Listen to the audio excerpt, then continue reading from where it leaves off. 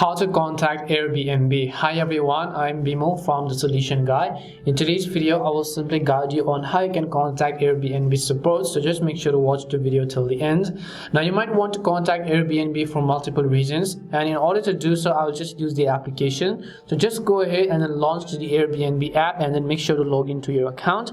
And then tap on the profile icon from the bottom right corner of the screen. Once you tap on the profile icon, scroll to the bottom until you find the option called Get Help. So just tap on the Get Help option. Once you tap on Get Help, you'll be taken to the help center of Airbnb, but we're going to scroll down to the bottom, and here you'll find the option called Contact Us. Now once you tap on Contact Us, you'll be taken to the support chat page of Airbnb support. So now you can just go ahead and then simply enter any of the help that you want in this box, and then Airbnb will hopefully get back to you, and a live agent is going to talk to you as well. And that's all it takes to contact Airbnb. We hope the video was really helpful, and if it did help you, then make sure to leave a like and subscribe to our channel. If you have got any more questions, feel free to also leave them down. Thank you very much for watching till the end of this tutorial, and see you soon in our next video.